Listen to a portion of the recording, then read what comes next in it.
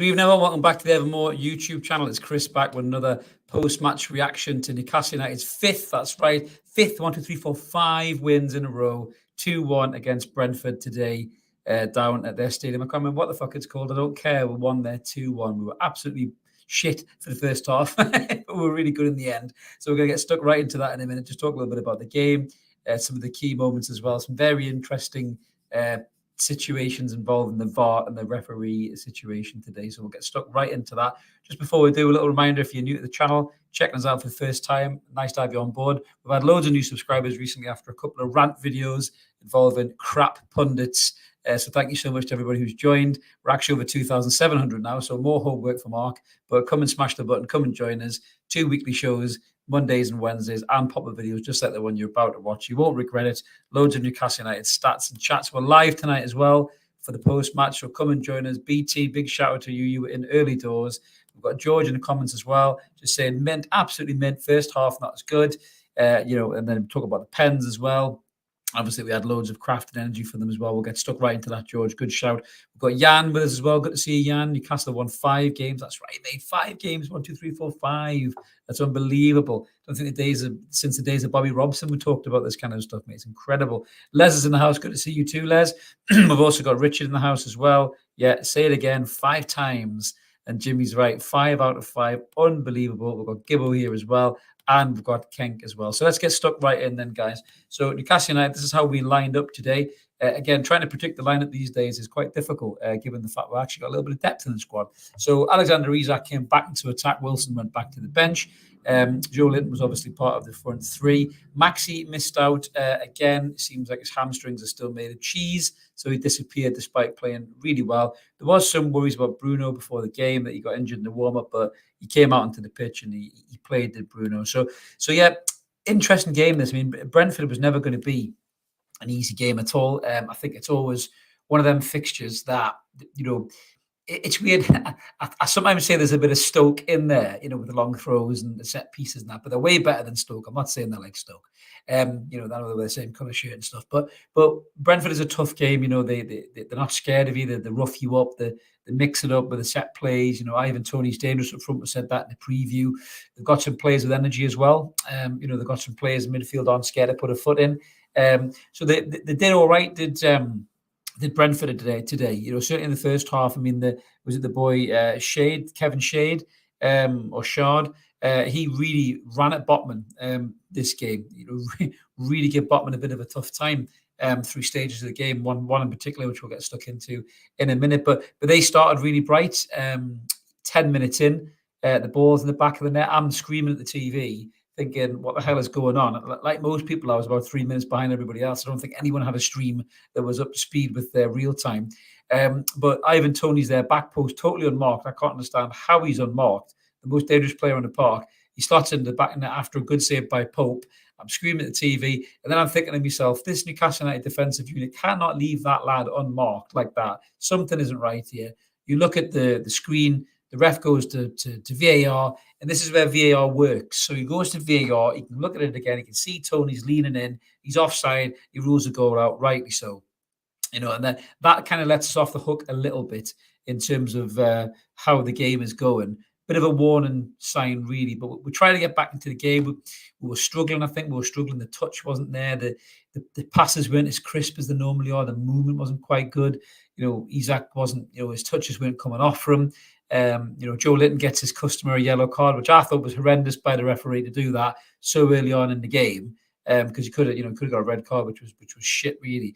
So as the game goes on, Brentford are looking quite dangerous, and kind of moving through the lines, with the transition play, set pieces, they're very dangerous. They're giving us a lot of trouble. And then we get up to the craziest thing I think I've seen this Newcastle United defence done for quite some time. So Fabian Schär gets absolutely skinned down the wing. And then Sven Botman comes steaming out of nowhere and decides to commit GBH on the Brentford attacker. Straight away, you look at it going, that's a pen. Hands down, that's a pen all day long. And it is a pen. So Ivan Toney steps up, who's normally really, really good at penalties until he faces Nick Pope. But I've got to say, Ivan Toney misses this pen it's about 29 minutes in. It's a shit pen, really, by Ivan Toney. I mean, I know Brentford fans think he walked on water, despite saying fuck Brentford when he was on holiday trying to pull some Geordie Shore looking bird. He's shit penalty, really. The run up was too weak. I think he was taking the piss a little bit. Nick Pope is a very, very good goalkeeper, and I think normally he would have ruled that miss. But as we know, shortly after that, the crazy decision again comes out. And this is where for me, VAR gets it wrong, as well as something to do later on in the game as well. So there's a lot of play going on in the box, and Alexander Isak sticks up a boot, as you can see in the bottom right-hand corner there. So Alexander Isak puts up his leg to try and clear the ball, and he ends up clipping, I think it's, is it Rico Henry? He ends up clipping Rico Henry, with the follow-through. But I don't know how Alexander Isak can stop this. So the ball comes over, he instinctively puts his leg out to try and deal with the ball, and Rico Henry happens to be quite close to him, and he kicks him, and then the ref goes to VAR for ages, and I'm thinking, surely not, right? This cannot be a penalty. And then he goes and gives a penalty. I don't know how Alexander Isak can get out of the way of what he's doing there. He's looking at the ball. He's trying to clear the ball. He clatters into the player. All of this, penalties for contact is utter bullshit. That should never have been a penalty in a million years. You can see there from some of these stills, the reason we pulled this up, this is doing the rounds on Twitter. That was Sean Longstaff against Burnley, I think against James Tarkowski. Heads the ball on, gets absolutely wiped out, head height, no penalty. And then that is Fabian Shaw getting booted by Bruno Fernandes in the game the other week. And again, no penalty. So again, I ask you, where's the consistency from these referees? How the fuck can that one from Isak be a penalty when those two aren't penalties? I really don't understand that whatsoever. Absolutely shite. Absolutely shite. Thankfully, we didn't need these decisions, but it's these kind of decisions that can cost games as well, which has absolutely pissed me off. We've got Ian in the comments there just saying, what a win that was, despite playing the ref and the VAR officials again. We have to do things the hard way. We've got Beer Viking saying it was never a penalty. Again, you're right, mate. The goal at Brighton, Wilson's high foot before it went into the net, they gave that as a disallowed goal as well. Absolutely shite. I'll see your comment as well, Ian. I'm going to come on to that in a minute. I do agree with you, mate. But for me, it's not, as Ian says there, it's not clear and obvious. My arse. I think even Alan Shearer said that in the comments. But Ivan Toney steps up, 45 minutes and change, gets a chance to atone for his previous shit penalty. He puts in the back of the net. We're 1-0 down as the half-time break goes. As William says there, VAR at its worst, really shite. It's not a penalty in a million years. I'm sure Eddie Howard had a few words to say to the referee and the fourth official during the break about that decision, because I thought that was absolutely shit. But we weren't good enough either in the first half. That is true. We were not good enough in the first half. I think we were slow to the ball. The passes were rusty, the touches weren't great. So something had to happen. And credit to Eddie Howe, we made two substitutions right at the start of the second half. He took off Jacob Murphy, who didn't have a great game. Jacob Murphy's been really good last few weeks, but he wasn't very effective today. He looked like the Jacob Murphy of old. So Anthony Gordon came on for him, and then Callum Wilson came on for Sean Longstaff. And we went two up front with Callum Wilson and Alexander Isak. And to be honest, Wilson in particular added real impetus to the side. I thought that him and Gordon, Gordon is such a hard-working player, not just in terms of the attacking play. As a matter of fact, we've probably seen him more defensively than attacking. He tracks back today. He loses the ball at one point. He tracks back. It's a brilliant challenge he puts in, very similar to the start-up for Isak's goal against West Ham. And he's got that pace to get himself out of trouble when he puts himself in trouble as well. Does Anthony Gordon. So I thought he did quite well. Bit unlucky to be hooked for the second time towards the end of the game for Matt Ritchie. I don't know what that was all about. I don't know whether Matt Ritchie's needing a bonus to buy himself a nice boat or something when he goes to play over in Saudi Arabia or something like that. I have no idea why that happened. Only Eddie Howe can explain that. But a bit unlucky for Gordon in that regard. But I thought he had a good cameo. But one of the big game changers was Callum Wilson. We said this against West Ham. We said this against Manchester United. Callum Wilson looks back to where Callum Wilson should be. He looks back to that, that exciting kind of disruptive influence up front.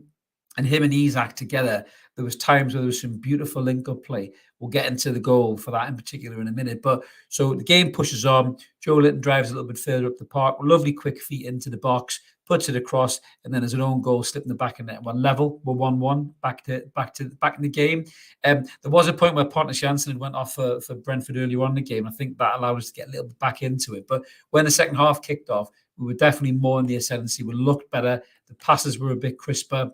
the lads looked a bit more confident on the ball. We were a bit more determined in our play, certainly with Joe Linton and Bruno started to grow into the game a little bit more. So then shortly after that, a lovely little link-up play between the front two, really exciting. We saw this against Fulham for the goal as well. So Callum Wilson breaks, lovely through ball to find him. Beautiful cutback, excellent weight of a pass for Alexander Isak, who just fucking curls this ball in the top corner, straight out of IKEA in the top drawer. Absolutely brilliant. Just great goal, brilliant goal. Deserves to win any match and took it so well, just as Isak does, that coolness, that calmness. And he's off celebrating, and brilliant to see them two link up. Shortly after that, they do link up again, and it gets ruled out again. This one's utter bullshit for me as well. They're saying that Callum Wilson handballs the ball. The ball hits him in the arm as he spins, and beautiful finish in the bottom left-hand corner, 3-1. We should be out of sight in the game. And again, the ref goes to VAR for ages, and he calls it again. Wilson's in his ear saying it's absolute bollocks, and then they rule that one out again. But thankfully, we didn't need it today. Brentford did huff and puff a little bit towards the end. A good header by Ivan Toney, brilliant save by Nick Pope. And we win the game 2-1, and that's us back to third in the Premier League. Brilliant performance by the lads in the second half, really dug in. These are the kind of games when you achieve something in a season, be it a title, be it a Champions League space. There's games you look back on, you think, oh, that was a hard game, and this was a really hard game. I think this one and Villa next week, who are in great form, are going to be two really difficult games in this run-in. And I'm so glad that the lads were able to get the win. Man of the match for me, funnily enough, I'm just going to go back to your comment there, Ian. I did say I would do. Nick Pope saved our bacon today. Great shout, Ian. For me, I'm going to go for Nick Pope as man of the match. I think some of his saves that he made to keep us in the game, I thought were essential, and it just shows you how powerful it is to have a really good goalkeeper. Little word on Sven Botman as well. I thought he recovered excellently after that mistake, giving the penalty away. He's such a young player still. People forget how old he is, but to pick yourself back up and put in the shift that he did, and he dealt with Shade or Shard or Sade, whatever the fuck you pronounce it. He dealt with him really well for the rest of the game. I thought some brilliant tackles there from Sven Botman. Joe Linton was good as well in the second half. Trips was using all his experience. But yeah, I'm going to give man of the match to Pope for me, because I thought Pope was excellent. I really do. Again, Ian's just saying that Gordon was everywhere and Wilson playing with Isak in the 10 works for him. It is interesting how Isak drops a bit deeper and gets involved in that play. And Ian says we should look at the 4-2-3-1. We're much better breaking down low blocking teams. You do have to have a little bit of a variety in your play, Ian. You're right in terms of these teams that dig in and sit in and want us to come at them. We have to change a little bit. We can't just go 4-3-3 all the time. I've got a comment there from Fuzzy Hacks. Great result. What I would consider one of the top 5 hardest away games of the season. Great shout, Fuzzy. It is. It's a really difficult game. So many teams have gone to Brentford and struggled to get a result, mate. And we've got it, and that's a massive, massive result. So yeah, I'm buzzing for him. I think it's an absolutely brilliant result from the lads today, and I'm sure Eddie will be thrilled at that. Just as much as he was the 5-1 battering at West Ham in the second half, he'll be thrilled with a 2-1. Hard-fought win against Brentford as well, mate. Ken saying Gordon needs a bit more confidence. If he can, he will be our future winger, another attacking midfielder. Fast we need. Same as a left back. We're already much better than last year, and then next year we'll be even better. Absolutely, Ken. I mean, Dan Burns got a 6.9 on SofaScore here. I thought Dan Burns struggled at times in that full-back position today. That there's been a couple of games where I just think he looks a bit flat-footed. I mean, we said in the comments that he could maybe do with the rest and maybe put Matty Target in there. I mean, you don't want to break up this brilliant back 5 effectively that you've got. But yeah, I'm just wondering when that time for Matty Target to play is going to come. I'm not entirely sure. Maybe he'll get a game against Villa, against his old team next year. Also next year, next week even. BT saying Gordon looked like he was upset when he was substituted. He'd probably be disappointed, BT, because he's a young player. He wants to put his stamp on the side, but I mean, he'll understand. He was in the team photo with a massive grin ear to ear anyway, so I'm sure he's over it, mate, as well. Got a comment there from Tyne Kenny Realtor. Where the lads? Absolutely. It's a great result again.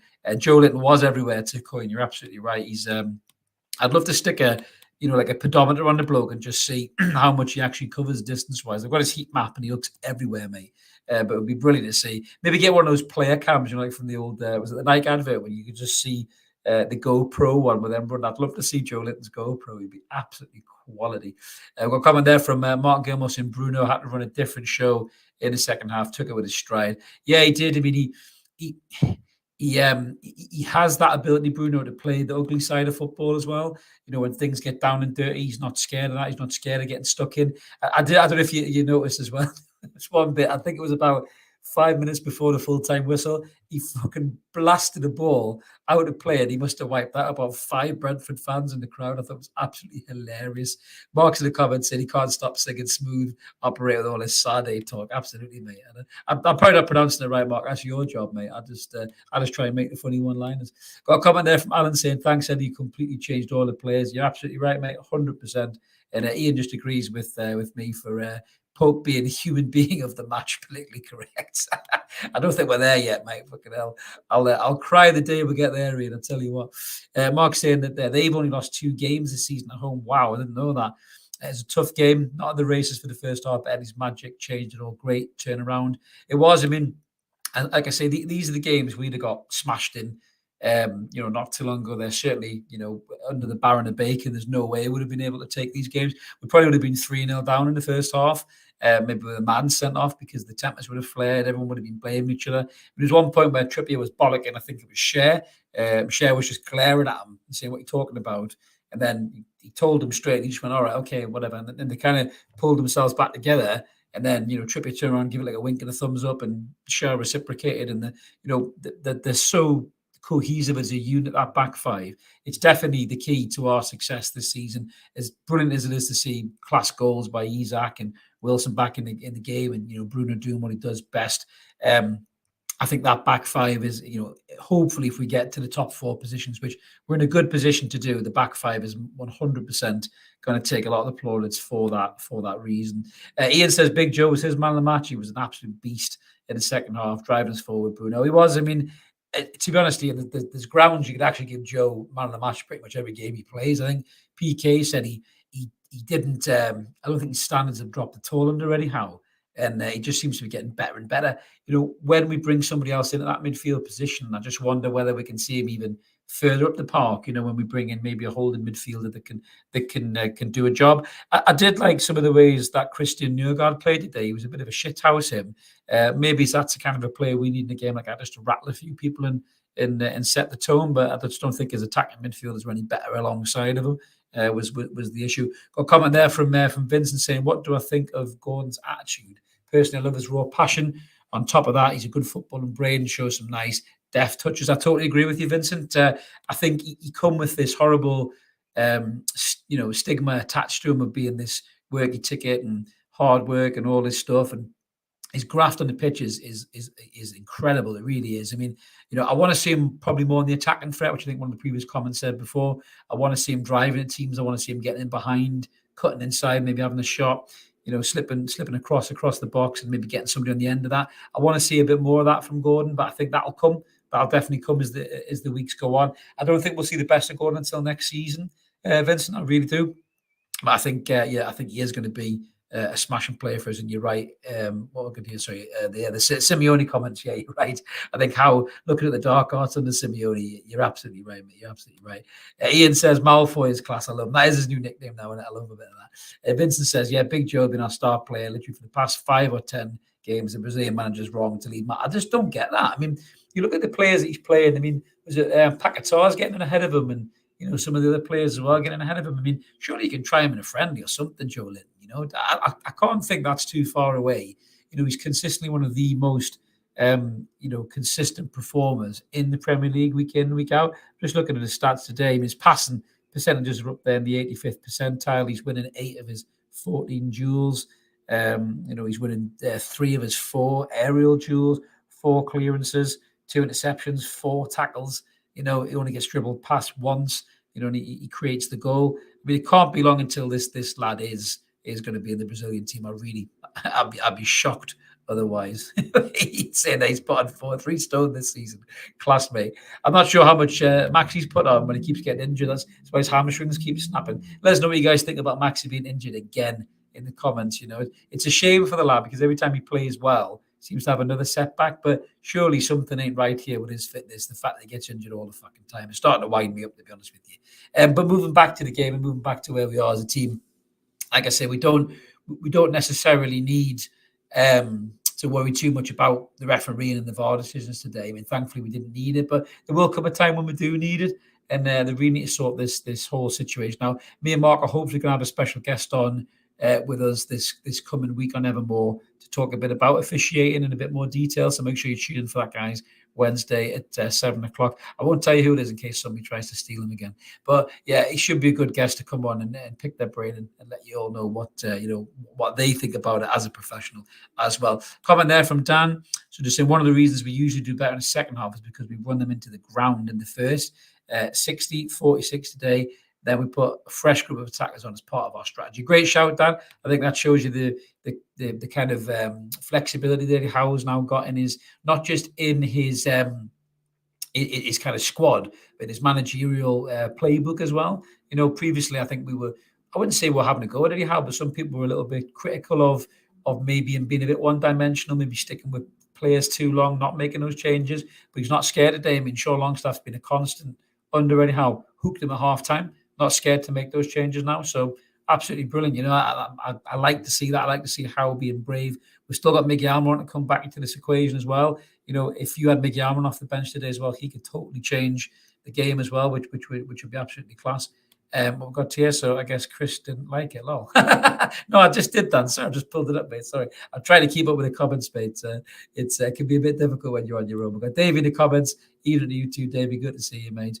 And I've got another comment there from Ian saying, time for another compliment or complaint, beg your pardon, get my teeth right, to the PGMOL by Eddie. I think they're fucking useless. You're not wrong there, Ian. I think the standard of refereeing is so piss poor. I mean, I'm not trying to make excuses for Alexander Mitrovic, but you can understand why players are reaching the end of their tether and they're maybe lashing out and doing things like that because they're so frustrated by the poor officiating and how big they are in games. I mean, that particular game when Mitrovic loses his shit. Yes, Mitrovic has a screw loose. We all know that from his Newcastle days. But that's a big stake game. That Fulham could get through to the next round of the FA Cup. It could be a whole big season for them, a trophy and everything else. And when you make stupid decisions, I mean that was a red card, Stonewaller, but it's probably a combination of things that the ref got wrong that maybe sent Mitro over the edge. So it is a dangerous time to be a referee. I mean, God, we've even got fan channels calling out referees for where they're born and who they support as well these days, adding more petrol to the flames, which I had a little rant video about earlier on as well. So just not necessary. Refs have got a hard job, but somebody needs to sort this out. Somebody needs to look at this and deal with this and make it work. First half, the Tony goal, that's how VAR should work. The Wilson handball, up the bollocks. The Isaac pen, up the bollocks as well. Somebody has to have a bit of common sense here and have a look at it and just figure out how to actually referee the game.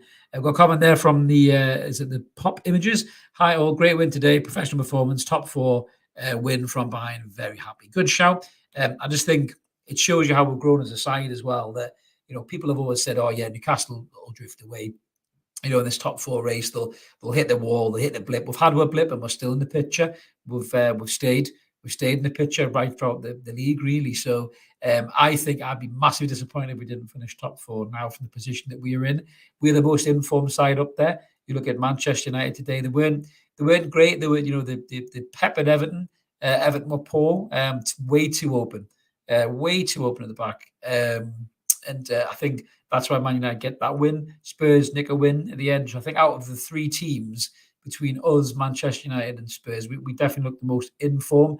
We're capable of winning games that are open. We're capable of grinding out tough results like we did today. So, yeah, for me, I think, it shows you the level of play that we're stepping up to now. We just need to keep everybody fit. I know Maxi's injured, but we need to keep everybody fit. That is the big issue, I think, for us. If we have a couple of bad injuries, it could really derail us. Hopefully we don't. NS is saying Darwin Núñez is better than Alexander Isak. Maybe on FIFA, pal, not in real life. I haven't seen Núñez do a hell of a lot for a long time, mate. I've got another comment there from the Pop Images. The halftime changes were rare for Eddie, but it's good that he can make that work. Absolutely. Like I said there before, that wasn't something that he used to do. He used to be a bit more reserved, but maybe just trust the squad a little bit more, Pop, and then that might be the reason why he's making those decisions as well as frequent as he is. Lee saying VAR was a joke that they absolutely made. I cannot disagree with that at all. Comment there from Neil saying Brentford were better in the first half. Absolutely. We did get a bit lucky. And a great second half, we had to battle. They are a very good side, Neil. There's no doubt about that. I don't think anybody thought this was going to be an easy game. I think looking at the players that they have, certainly everything goes through Tony, and he is a really good player. There's no doubt about that. He's a bit of a shithouse. People are questioning whether he should be playing or not. That's by the by. But I think as a footballer, he's a very good footballer and a good number 9. And I think we handled him quite well. And I mean, like I say, Shade next to him was really lively, really awkward to play against. I think Botman, after the initial GBH, handled him really well. Mark's in the comments saying that VAR's been awful across the league today. Don't mention to the Brighton fans. So again, these are huge decisions, Mark, as you rightly say. Just not. Just common sense needs to come in, mate. It really does. It's just embarrassing, really. Ian's saying that change of formation and the use of subs made me so proud of our manager. He is pure class. He is pure class, Ian. Great show. And Lee's just reminding that Liverpool fan and jumped in the comments. Isak, brilliant. Super Isak. Absolutely. It's the same Isak who made Virgil van Dijk look like a pub team defender, if memory serves, Lee, wasn't it? Yeah, Mark is saying Nunez, oh dear. Absolutely. We got a comment there from Ian said Isak will be the Ballon d'Or contender in a few years. That's a big claim, mate. We'll come back and clip this one if that is the case. So what was Popeye Images are saying, forget the VAR BS. We're better than that. Every team gets VAR BS during the season. We rose above it. No, I think you're right. We certainly showed that we were worthy of the win. But it does piss you off a little bit, Pop. You got to admit that, it's just the inconsistency of the whole thing. But the VAR was correct for the goal, says Ian. Any contact with a hand that leads to a goal being disallowed. I mean, I've seen them given, though, Ian, is the thing. I have seen them given. So it's a bit frustrating that doesn't come through, to be fair. And Ian saying Isak's finish was top draw. I mean, he is, to be fair, it's hard to say. He's not world class here, to be honest with you. I mean, he's only, 23, 24? I mean, the lad's got so much ahead of him in terms of potential and quality. Again, no disrespect to any of the guys that are playing alongside him right now. I don't prescribe to this. I think it was that David Brent wannabe. Is it Goldridge from the Man United channels? He was saying that, in a couple of years, there'll be no Dan Burn, there'll be no Sean Longstaff and all this stuff. I'd love to know what he bases his expertise in Newcastle United on. But I don't think that they'll just, the players will be jettisoned, but there will be better players that come in naturally as you progress. Football's about squads. I think the likes of Sean and Burn will probably still in the squad. They might not start every week, but you start putting some of the players around Isak, maybe a left back that can whip the ball in just like Trippier can on the other side. It maybe creates even more chances for him as well. So I think that definitely will help him push on as a player. He needs to stay fit next season, and I think he gets 20 plus goals next season if he stays fit 100%. Got a comment there from Kenk saying that he read today on transfer rumours Newcastle United after Gabri Vega, 20 from Celta Vigo in Spain. Interesting, mate. We'll have a look at that. We've got a few more transfer rumours coming to the channel, so make sure you subscribe, guys. There'll be a few coming up on there. As Black and White TV says, a game of two halves by Eddie earned his money. That double change, absolutely. But it just shows he's a great manager, mate. Absolutely. And Ian says they'll give Tony the 10-game ban. Now our games are out of the way. Very cynical, mate. But I can see it happening. I really could. Got a comment there from the new monkey. Haven't seen you for a while, mate. Good to see you back. Sat in my hotel room, and all I can say is what a team. Even when we're not playing well, we still find a way to win. All signs of a good team. Do you know what? For years, Monkey, you're right. For years, there was teams that played against us where they were shite. Remember Man United when that season we threw away the league, where we peppered them at St James's Park, and then they end up winning 1-0. So that's a sign of good teams. Good teams do that. They absorb all the pressure, and then they end up going and get the win when they really need it. So yeah, if this is what we're going to be going forward, mate, bring it on. Absolutely bring it on. Pop Images again is just saying the Isak finish against West Ham was so class. He's natural enough already. How understates him this season, hidden gem. Yeah, I think that's just the way managers play. Did the same with Bruno, slowly integrated him, and then we saw what Bruno had to offer. And we all know Bruno's just Bruno now, isn't he, as well? He's absolutely class. A comment there from Ash saying Isak is insane, really good. Saved by Pope for the first pen. It was a good save by Pope. He read it well. I mean, crap pen, definitely, but he's got to read it. He's got to read it well. So I'm just laughing at Ian's comment there as well. Gold with his bridge is an absolute tool and knows fuck all about the tune or his own team at Notts Forest. I did hear that he's from Forest. I did hear that. But, I won't say too much because one of our members potentially Newcastle wasn't his first team, so I won't say too much, mate. But yes, Goldridge does reek of a bit David Brent, doesn't he, mate? I must admit, I can't take the guy seriously. I keep thinking it's a bit of an act, really. I can't take it seriously. Admin's in the comments there saying, thanks everybody for watching. Please drop a like on the video. Just reminding me to remind you to like the video. If you haven't already, unsubscribe. We'd love you to come on board. We've got a comment there from Jimmy saying the VAR is like political correctness in sport. Good idea in theory, but actual causes more problems than it solves. That's a fair shout, Jimmy. I think the problem is people always say it's not the VAR, it's the people who are using it. And I think the truth kind of, as always, lies somewhere in the middle. The VAR system is a little bit flawed. The people who are using it are massively flawed. But I just think, I don't know what the answer is. I don't know if I prescribe to these players, ex-players, being involved with it. Imagine Roy Keane coming in and trying to make a decision on a 2-foot tackle, whether it should be a red or not.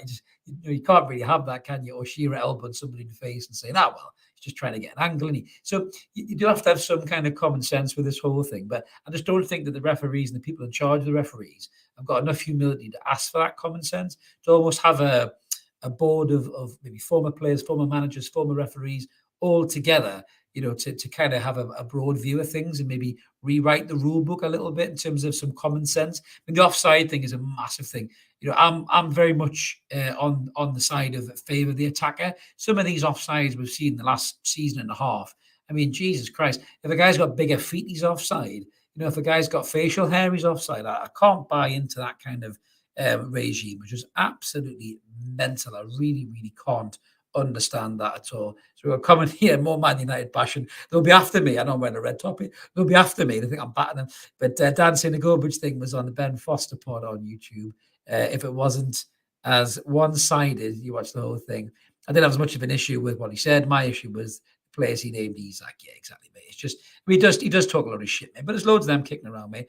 Keep Evermore. Listen to us. We talk a bit more sense, or we try to, certainly as well. What was this? Gary Neville on VAR at the Newcastle game. Yeah, I mean, Neville's a little bit more impartial when he wants to be, because he's been a pundit for such a long time. He's still got red blinkers on, there's no doubt about that, but he's not as bad as likes of Scholes and people like that. And I mean, fucking don't get me started on Owen Hargreaves, the dullest pundit I've ever seen in my life. How the hell he's got a job is beyond me. I'd be better on beta. I might have to stop me swearing now. It's a good idea, VAR, but poor biased referees are running it. I couldn't disagree with that. Can't disagree with that at all, Ash. I think that's a great shout. Dan is saying it took the NFL, where it started, a couple of decades to get it right. Wow. Could you imagine some of these decisions for a couple of decades? Good gracious. That's going to be absolutely horrendous. Mark's a big NFL fan. He's saying that's true, but you'd think we'd have taken a few lessons from the NFL and rugby. But yeah, I don't think we would do. I just think that there's an arrogance a little bit about our game, certainly with the officiating as well. But we just don't, we don't think we need any help with things like that, and it is frustrating. Got a comment there from Alexandra Martins. Go NUFC. Green and it looks like green and gold there, mate. You sure you're on the right one? It could be Man United one. I can remember Neil letting headbutt in Shearer's boot. Thankfully, VAR. Do you know what it is? I was just thinking this the other day, Ian. If VAR had been around when Shearer played, I think he would have been suspended more than Joe Linton. I'm so glad that it wasn't, because we all got to see the best of Alan Shearer doing what he does best, mate, and not just scoring mint goals, but battering defenders as well. But yeah, I mean, just a great game. Well, not a great game, but a great result probably is the right way to phrase it. Poor first half, hard work in second half, great result. We march on.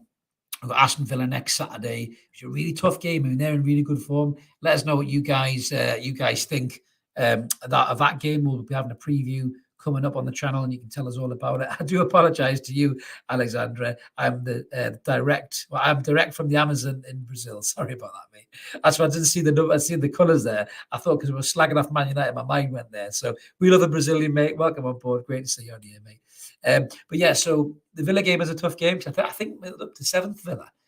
So Unai Emery's really got them playing well and getting the best out of some of their players. So that's not going to be an easy game either. We were looking at the fixtures coming up. So Ian's saying that Villa are getting smashed at the minute, or smashed by us, not smashed at the minute. But they are playing well. I don't think we can think it's an easy gimme game. They've got some dangerous players. And I think there will be a tough game for us. We were looking at the fixtures and the run-in, and I think I actually pegged the Brentford game as a draw. So the fact we're going to win in that, is brilliant. I'm buzzing for that, and that gives us an extra result ahead of what I thought. My result predictor that I had, we'll probably bring it up on a future episode, but I think the result predictor I had us finishing in the top 4 as well. I think I had draws against Villa and Brentford. And then I think we were beaten. I'm just going to try and find the fixtures here. I'm trying to remember what I said. So we had draws against Villa and Brentford. I'm having a look. And definitely had a win against Spurs. I know I had that because I think we'll definitely batter them. Here we go. So, yeah, so I had a draw against Brentford, which we've just now won, which is great. I had a draw against Villa, which I still think might be the case. I had a win against Spurs because I think we can do them at St James's Park. Everton away, I had that as a win as well. Southampton at home, I had as a win. Arsenal at home was a draw. Leeds away was a win. Leicester at home was definitely a win. And after today, even more of a win. Leicester are absolutely Donald ducked. Got beat by Bournemouth today.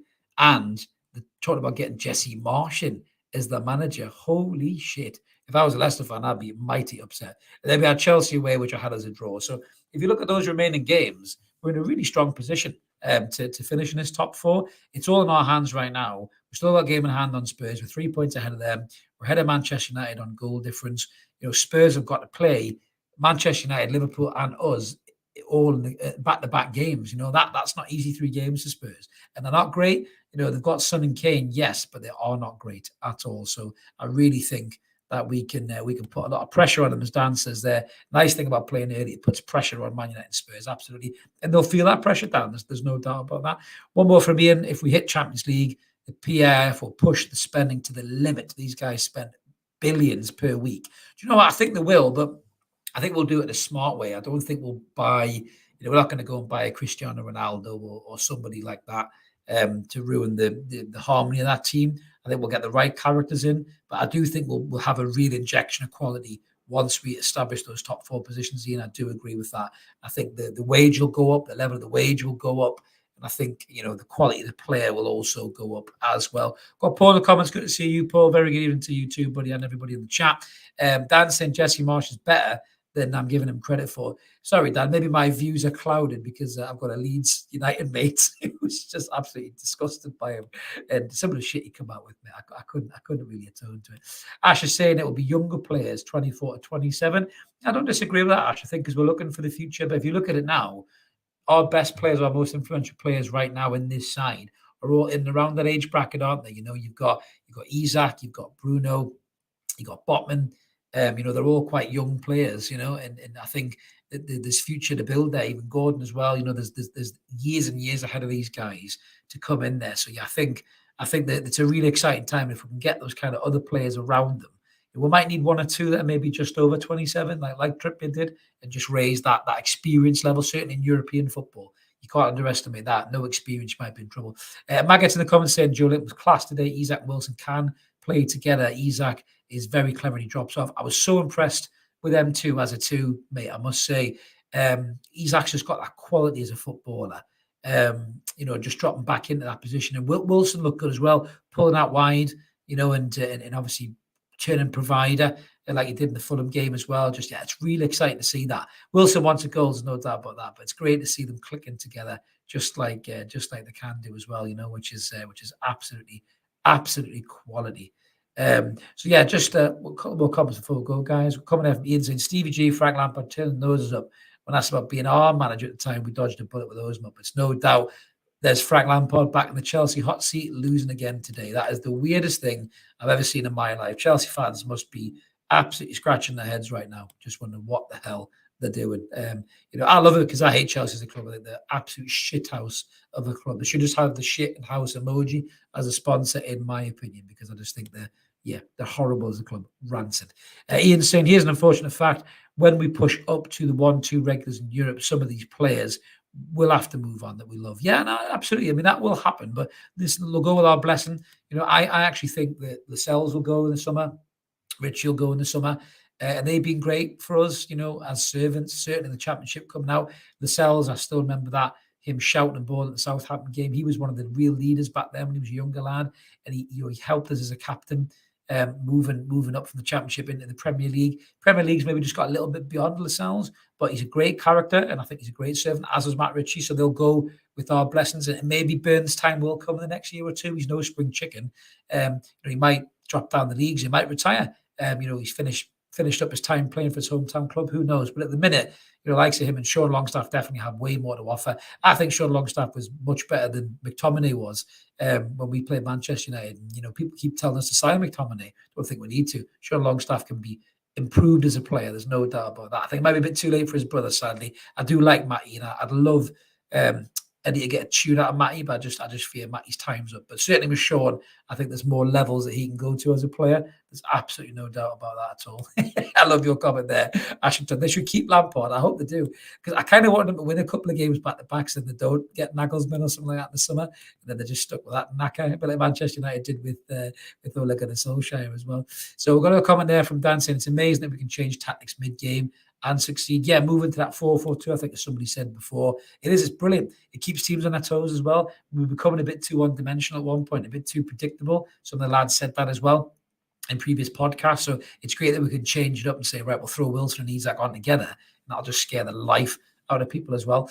Dan's also saying he'd love Pulisic too. I do like Pulisic. I think he could add something to the side. Bit injury prone, similar to Loftus-Cheek as well. In terms of the injury prone, I know like Mark said, when you look at it statistically, they're not as bad. Speaking of Mark, he's just saying, has Lampard not been sacked again yet? He probably will be. They'll buy another 25 players for 600 million or whatever the hell they spent and still end up 11th. Beautiful. I love watching Chelsea burn. Pass me the marshmallows and I'll toast them on the flames. We've got excuse me, I'll get my teeth right, Lee. Sorry, mate. Lee said, think Richie could go on the coaching staff near future. Yeah, there's one player I think that'll actually happen to. I think Paul Dummett might retire come the end of the season and move into the coaching staff. I don't think Dummett's body can take the rigorous nature of football anymore, and I think he will certainly move into to coaching. Paul Dummett, and he's been a good servant for the club. He's been very unlucky with injuries, but he's a local lad. He knows what it's like to play for the club. He's a good example of how to come through the ranks and represent your club well. So I think Dummett will end up doing that, mate, as well. Ian is saying that BDB will stay, be our second choice left centre-half, then retire and become a coconut farmer in the Caribbean. That's great. You'll be able to see him on the island, mate. You might mistake him for possibly that giraffe from Madagascar when they get stranded there. A couple of comments from Ian there. Yeah, I mean, the two Napoli players, why piss about? Yeah, I think we should put a bid for Declan Rice as well, mate. We're at it. Fuck it. Why not? Shares in the comments. Good to see you. Lampard deserves an 8-year contract. Absolutely. And Ian's just ripped my mind there and said, and Declan Rice as well. If you're going to go big, mate, go big or go home. So it will be very interesting. And we'll be all over that in terms of transfer talk, with targets and everything else in the lead up to the end of the season and the transfer window open. And we'll probably do a bit of a roundup show in terms of who's going, maybe who's coming as well. So make sure you check that out on the channel, guys, as well. That's us pretty much wrapped up for the post-match. Thank you so much to everybody who's come and joined us in the comments. We always love engaging with you guys. We don't just leave you hanging like a lot of other channels do. And as I mentioned there, if you haven't already, please consider subscribing. We're over 2,700 subscribers. Loads of room for you guys. If you're new to the channel, smash the button. You won't regret it. Loads of chats and stats on the beautiful club that we call Newcastle United. And Mark will kill me if I don't say it. Remember, like the video. Helps get around YouTube, as Paul has just said there, sharing the show. Thank you, Paul. Helps get around YouTube, shares the show. Good to see you too, Shares. Thank you very much, mate. And helps the channel grow. We're having a great old time at the minute. Loads of lovely chat from not just Newcastle fans, but other fans as well, following my TalkSport takedown video as well. So check that out if you haven't already, guys, because it's up on the channel. There'll be a few more rants, I'm sure, coming off the back of that. But until then, let's keep supporting that team. We'll call United. This is Chris signing off. And we'll catch you later, everybody. Cheers for that. Bye-bye.